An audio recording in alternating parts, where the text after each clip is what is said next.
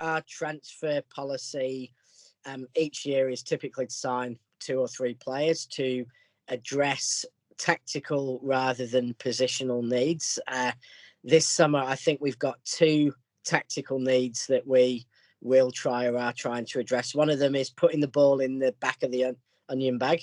We need someone who can finish chances, because we, particularly last season, have failed to do that. And Aguero was phenomenal, but he is no longer there. I think the other thing we are attempting to do or need to do in the transfer market is address having a player with close control who can beat a man and who can run at players and get past them. And I think that is the, how Messi was used for Barcelona. I think we want a player like that when all the players in one quarter of the pitch, how do we break the line and how do we take our chances better? So I think that's what we're trying to address. And why do we get looked at by other clubs? I think often it's made up. I think in every deal, the selling club or the club or the agent pushing a player needs to have competition in there. And I think lazily we are always the club that is mentioned. For me, the transfer ideas, I think, are very strategic. I don't think they just look at on the field. I think they look at off the field as well, what they can be sort of brought into the club. I think Pep and Cheeky and Soriano look at the profile of a player, because what you find is it isn't always a particular position. It's a profile of a player that they look at on the field, off the field, home life. Are they married? Have they got children? Do they want to go in nightclubs and all this sort of jazz that goes with it? When it comes to other clubs for me, I think we get used a lot. I think Messi was perfect example, as in Manchester City wanted Messi, and I'm now no longer 100% sure Messi ever wanted Manchester City. I think he saw us as leverage in a lot of the time. Because for me, if you go for a player 3 times and the player says no 3 times and then wants you to go, and then when it actually does happen, it's a bit like the boy who cried wolf with Messi, isn't it? 3 times he said, yeah, we've gone for him. 3 times he said no at the last minute.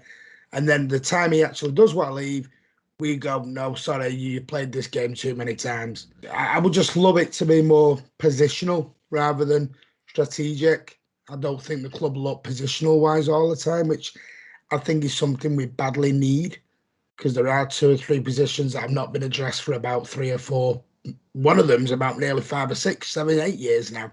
I think the trouble is, I think Pep looks at football by footballers.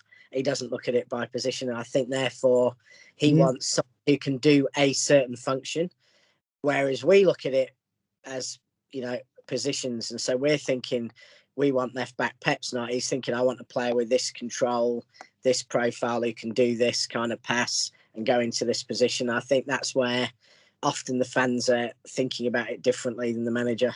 I do think Manchester City have, over the last 4 years, 5 years, have bought players that they don't necessarily need.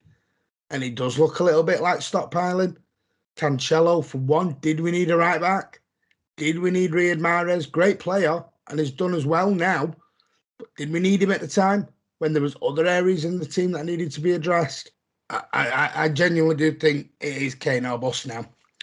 I think the time that's left in the transfer window, especially with a deal like this, you got to remember Manchester City have never dealt with these kind of numbers, never dealt with this kind of sort of transfer.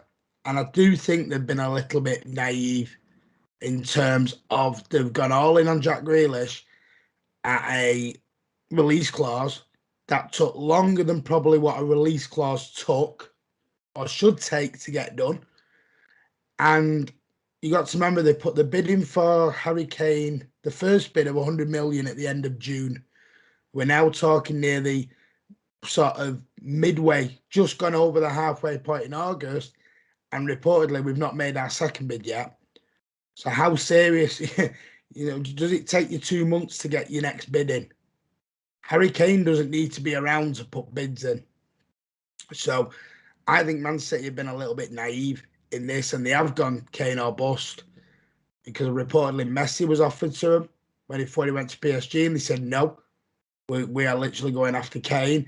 And I think cheeky Soriano was showing a little bit of naivety because they've never done this kind of deal before. My view is, I suspect City still think they're getting Kane. So, and I think in many ways the actual real insight into this press-wise with City is really hard, because City give nothing away. I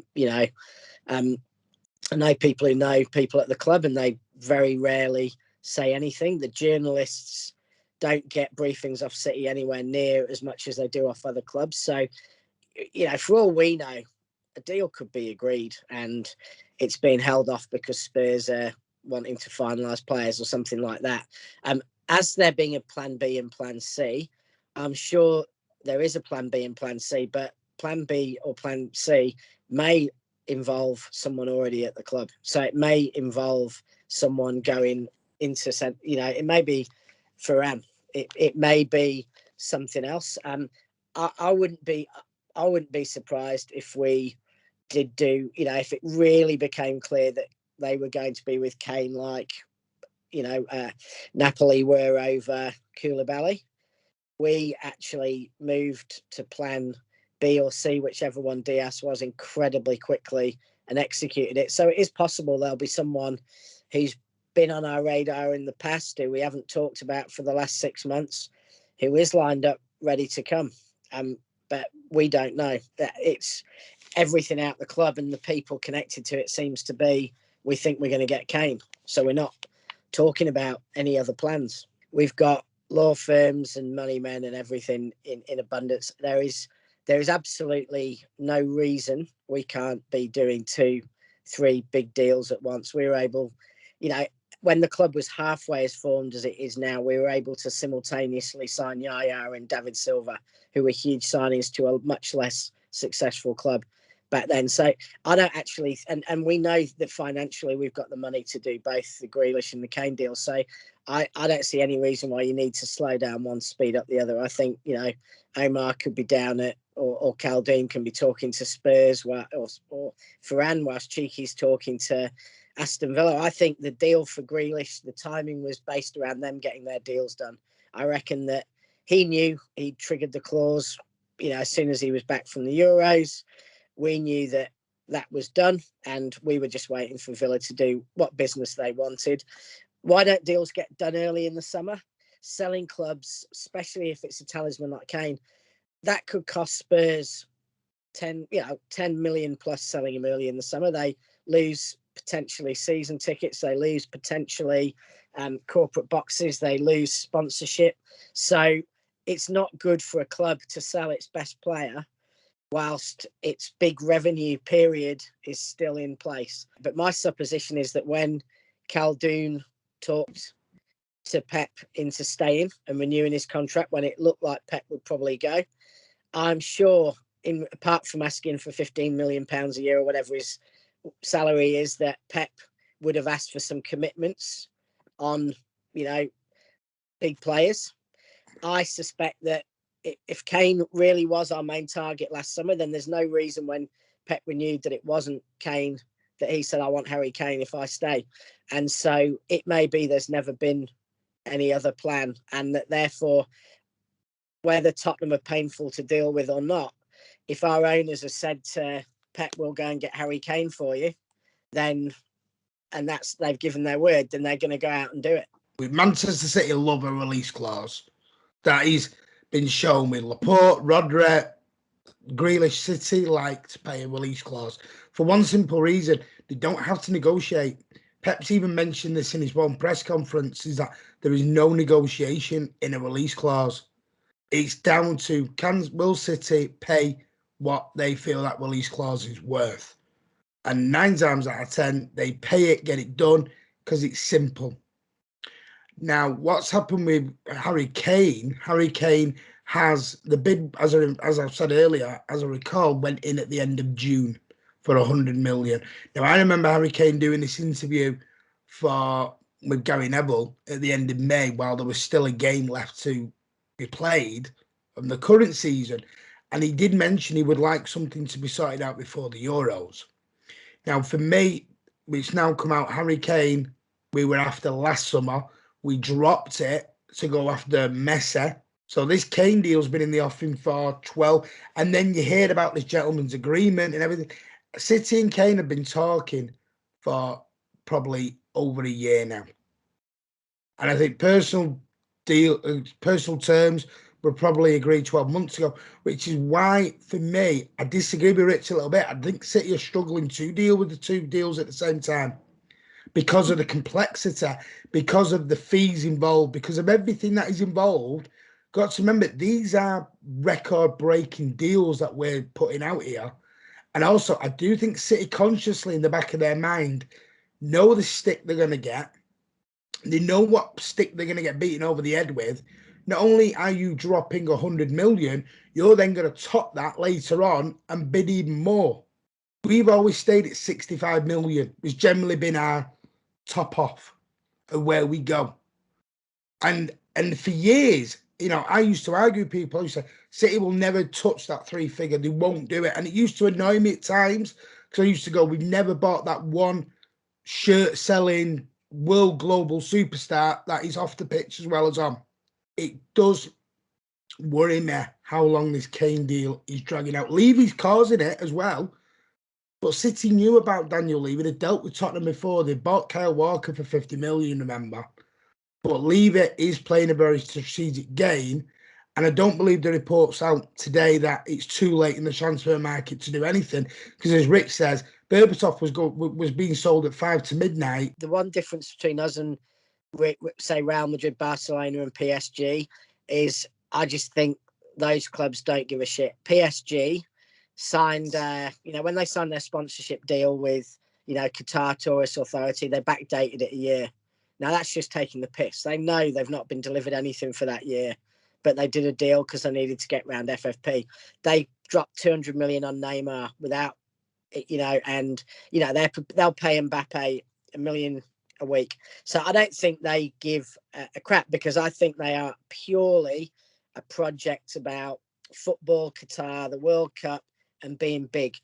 City are slightly different. And I think City's owners' purpose for buying them is actually far more about showing how adept at running businesses the United Arab Emirates can be, how adept at creating something best that the UAE can be. So I think we are incredibly sensitive to things. So I think we've got the gun in our pocket and we've got the gun there and occasionally we use it. But I do think we actually care what people think as a club. And some people will go, it's very smart business, this. Because Man City have always had a belief we only buy players who want to come. And where I mean naive, Man City have reportedly, and I do know as well, they have literally walked away from a deal when at the table, they've literally been sat at the negotiating table, and the agent of the player's gone, that's going to cost an extra 2 million. And City have literally pulled the plug there and then. And that is what happened with Isco. Isco's agent sat down, he asked for $1 million or 2 million more, and City pulled the plug. And that's where, but it's like the agent fees. Man United, Real Madrid, PSG, they will pay these agent fees. And I think that reflects how the owners want to be seen. I think where City perhaps have underestimated things is I think they have underestimated how much other clubs won't give City credit where we have done the right thing and how much journalists won't give us credit when we've done the right thing. Because I think they probably did believe that if we didn't spend 100 million on a player, then, we were going to get credit for that. And I think the reality is sometimes by trying to do the right thing for, the projection of Abu Dhabi, ideal behind what we're doing, I think sometimes we've done something that is probably right. But I think the real problem is, and Sterling's probably an example of this, he's playing probably for the team that most suits his playing style in the world. He's very high earner. He's not one of the top 10 earners in the world, but he's certainly one of the top 20, 25 earners. He wants to win trophies. So if he's to go anywhere, you've probably got 2, maybe 3 clubs he could go to. And unless they need his specific profile at that time, there's no deal. You know, the same with Laporte. Laporte wants regular football at a team contending for the Champions League, who need a cultured, left-footed centre back who are prepared to drop 70 million on it. And I just think that's the trouble. It's like if you're living in a 20-bedroom mansion with 5 Ferraris, married to Miss World, and you want to do a house swap, you're not going to go and accept the terrace down the road with When every other club buys a player, it's done an amortization. So whereas you sort of 70 millions over so many years with the down payment. When you do buyout, especially in the Liga, it ain't done like that. From what I understand, City give the money to the player directly. The player then goes to La Liga's offices and deposits his own buyout clause back out, which then we obviously... Now, you got to remember, so there's no amortization on that. City have gone cold hard cash, bang, straight in. It's like going into a car showroom and paying, a sticker price of 50 grand for a BMW and literally walking in with a sack full of 50 grand notes, and you go, bang, see ya, done. And that's now City have now got a problem. They've done that. Also, they're not playing him. When you don't play somebody, their value depreciates all the time. You can't sit there high and mighty going, well, Laporte we bought for 70 million, but he's worth 90 million. Well, if he's worth 90 million, why are you not playing him? And we're not going to... And that then becomes a bit of a problem with Laporte. They're in a rock and a hard place with him. I don't think they want him to go, though. I think City would only want to go if they could sign someone better.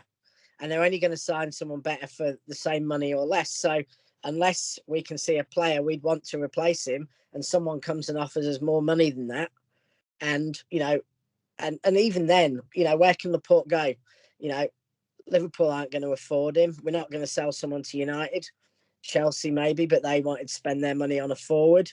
You've then got Bayern, Real Madrid, PSG, and PSG have gone for, Ramos, because they've gone for Champions League winners to try and, if they sign 11 Champions League winners, maybe they'll win the Champions League.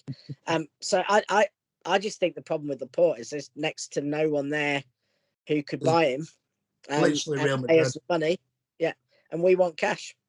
I reckon most of the agenda against City, in truth, that we suffer from is domestic anyway. I mean, it may change the angle in Spain, but that's not going to change the angle from United fans, Liverpool fans, Arsenal fans, and their friends in the tabloids who publish the story. So I don't know that it will change much at all. I mean, but honestly, Barcelona is run like a country. If you look at Britain's debt over the last 10 years, and the reason Britain's in debt, all about politicians wanting to be popular and spending money today. So, borrowing it from 10 years' time to spend the money today. That's Barcelona. Every decision they made was short term, was about what made the right headlines today, what's right for today, with absolutely no thought about what happens 1, 2, 3 years down the road. So it's probably the prime example of why, when everyone talks about the German model of democratic football clubs being a great idea, if you get populist elections where people promise the world, knowing that they don't care what happens in 10 years' time, you end up with people like Bartomeu, who has absolutely destroyed that club. I mean, 1.1 billion in debt. If you look, our lovely friend over in Spain, Senor Tebas, who has pounded the drum for 12, 18 months about City and PSG violating FFP and everything's wrong with us and we don't have to worry about anything. I'm going to be honest, I think the chickens have come home to roost in La Liga. They have literally, for 10 or 15 years, took the piss to a stage where they thought they could flout money around. And listen, this is going back to Zidane, Figo, Roberto Carlos. This is going back to all these players that were coming in. Because if you look, Barcelona, to give them credit, did have a tremendous academy through the Barca Academy up to Barcelona B. into Barcelona. So there was a gateway. At Real Madrid, it's one way. It was the Galactico way. You know, Steve McManaman, David, they even bought Jonathan Woodgate from Leeds for, I think it was at the time, 15 to 18 million. Jonathan Woodgate, no offense, but right now, if I said to my lad Jonathan Woodgate, he'd go, who? But he went and played at the Bernabeu and was there one of their Galacticos. So for me, for Senor Tebas, what he's now had to do, because he's chirped on for 18 months, probably longer, about FFP, he's now had to turn around and do something in his own league. And there's an old saying, he's now cut his nose to spite his face. He's literally turned around and gone, tell you what, I can't bitch, complain and moan at Man City and PSG about FFP, but I'm going to allow Madrid and Barcelona to carry on like they're doing. So what I'm going to do is I'm going to have to put my foot down and take a big, large swallow here and let Messi go out of La Liga. And it's going to get much, much worse because Yeah. a lot of the business talk is that half of Barca's sponsorship, kit deals, etc., were tied to Messi. Now, I don't know if it's going to be Memphis to pay or whether Aguero is going to get registered and, you know, be able to play with them. But who's there going to be their talisman now? I mean, and some of the, you know, the one that staggers me is Griezmann. He's on £800,000 a week wages or something like that. So he's on more than double Kevin De Bruyne. And he's never been half the player Kevin De Bruyne is. And you just look at that and you think, well, you know, what on earth was anyone thinking? And I think, honestly, it's because Bartomeu was thinking about tomorrow's paper headline, and signing Atletico's star player got some great headlines. But it was just killing the club. And to go from where Laporta and Guardiola left Barcelona with Iniesta, Xavi, Messi, hardly any debt, to running up $1 billion and making them into almost a laughing stock of a team, it is staggering. I mean, Real Madrid are a bit different because they have this is what makes me laugh. City get accused of sovereign wealth and everything else thrown at them.